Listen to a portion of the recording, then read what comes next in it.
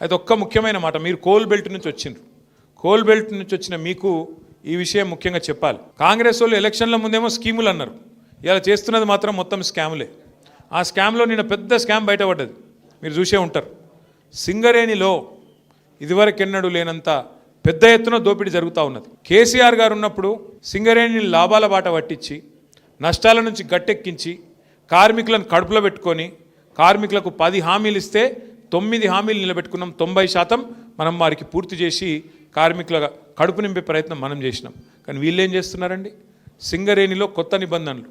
గతంలో మన ప్రభుత్వం ఉన్నప్పుడు 9.5 ఏళ్ళు సింగరేణిలో ఏదైనా టెండర్ వస్తే ఎవరన్నా రావచ్చు, ఎక్కడి నుంచి దేశంలో ఎక్కడి నుంచైనా రావచ్చు, టెండర్ వేసుకోవచ్చు.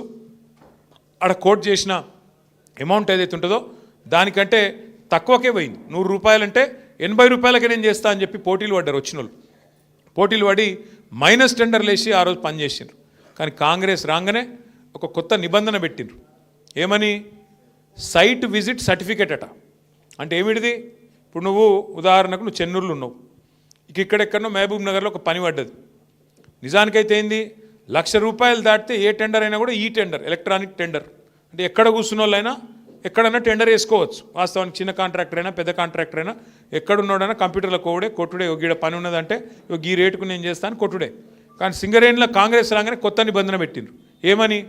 నువ్వు మా దగ్గర బొగ్గుబాయిలో మా చెన్నూరులో మా మందమరిలో పనిచేయాలనుకో, నువ్వు రావాలి, మొదలు వచ్చి మమ్మల్ని కలవాలి, కలిసి సైట్ చూడాలి, చూసినట్టు నేను సర్టిఫికేట్ నీకు ఇవ్వాలి, ఇస్తేనే నువ్వు టెండర్లో పాల్గొనొచ్చు అని కాళ్ళల్లో కట్టబెట్టే స్కీమ్ పెట్టిరు. ఎందుకు పెట్టిరు ఇది?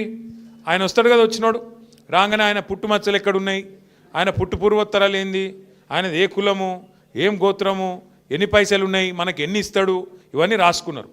రాసుకొని ముఖ్యమంత్రి బామ్మర్దినాడు ఒక ఆయన, సుజన్ రెడ్డి అని, ఆయన ఫోన్ చేయాలి సీదా, నువ్వు ఎట్లెత్తావా టెండరు, మేము ఇక్కడ అందరం కలిసి కూర్చున్నాం, 4-5 మాట్లాడుకున్నాం, ఇగో నువ్వు వేయద్దు అని బెదిరిస్తాడు. ఆయన వినలేదనుకో అవతల ఫోన్లో, వినకపోతే ఏం చేస్తారు? సింగరేణి నువ్వు వచ్చినట్టు అసలు సర్టిఫికేట్ అయ్యాడు, నువ్వు సైట్ మీదకి వచ్చినట్టు సర్టిఫికేట్ అయ్యాడు. సర్టిఫికేట్ లేకపోతే ఇక ముంగటి కాళ్ళకి అడ్డం పెట్టినట్టే కదా, పోనే రాదు ముంగటికి, నువ్వు బటన్ ఒత్తరాదు, టెండర్ వేయరాదు. గట్ల పెట్టి ఇదివరకు మైనస్లో పోయే టెండర్లను ఇవాళ వీళ్ళు ఒక్కొక్క టెండర్ను 6,000 కోట్లను మంచిగా పుట్నాలు బఠానీలు వంచుకున్నట్టు తలా ఒకటి. అందులో ఫస్ట్ మొదటి కాంట్రాక్ట్ వచ్చిందే ముఖ్యమంత్రి బామ్మర్ది సుజన్ రెడ్డి గారి కంపెనీకి 250 కోట్లు వాళ్ళు తీసుకున్నారు. అట్లా వరుసగా గత 2 సంవత్సరాలుగా ఎన్నికల ముందు స్కీములు, ఇప్పుడు స్కాములు అన్నట్టు సింగరేణిని కొల్లగొడుతున్నది కాంగ్రెస్ ప్రభుత్వం. ఇదంతా బయటికి ఎట్లా వచ్చిందంటే మనం బయట పెట్టలే, మీడియా బయట పెట్టలే, వాళ్ళే వాటాల కోసం అనుకొని ఆయన దొంగలు నిన్న బయటపడ్డారు. ఎట్లా బయటపడ్డారు? ఏమైందట అంటే అక్కడెక్కడో ఒరిస్సాలో ఏదో బ్లాక్ ఉందట, కోల్ బ్లాక్. ఆ బ్లాక్ 9 అట. ఆ 9 బ్లాక్ కోసం ముఖ్యమంత్రి ఉప ముఖ్యమంత్రి ఇద్దరు మంచిగా కేకును కోసుకున్నట్టు కోసుకున్నారట. కోసుకుంటే ఇంకో 3వ మంత్రి, ఆయన పేరైంది వెంకటరెడ్డి. వెంకటరెడ్డి వచ్చి, అగో మీ ఇద్దరే తింటారా కేకు, నాకు కూడా ఒక ముఖ్యరా అని వెంకటరెడ్డి అడిగినాడు. వెంకటరెడ్డి అడిగితే, అగో నువ్వెట్లా అడుగుతావా నువ్వు అని చెప్పి ఆయన మీద ఉప ముఖ్యమంత్రి గారికి దగ్గరగా ఉండే ఛానల్లో ఒక స్టోరీ వేసిరు. ఈయన లంగ పనులు చేస్తుండు, దొంగ పనులు చేస్తుండే, ఏదో పనులు చేస్తుండని స్టోరీ వేసిరు. వేసేవరకు ఈయన తెల్లారి ప్రెస్ మీట్ పెట్టి కన్నీరు గార్చి ఓహో ఆహా ఆహా ఓహో నేడిసి ఈయన కూడా రజనీకాంత్ లెవెల్లో యాక్టింగ్ చేసి నన్ను కావాలంటే ఇసమిచ్చి చంపుర్రి కానీ ఇట్లా చేయకుండ్రి, నేను చాలా మంచోన్ని అని ఈయన యాక్టింగ్ చేసిండు. చేసే వరకు ముఖ్యమంత్రి ఏం చూసిండు, ఓ ఒక్క దెబ్బకు 2 పిట్టెలు దొరికేటట్టున్నాయి ఇలా అని చెప్పి ఇంకొక పేపర్ ఆయనకు చెప్పి వీళ్ళిద్దరి మీద రాపిచ్చిండు.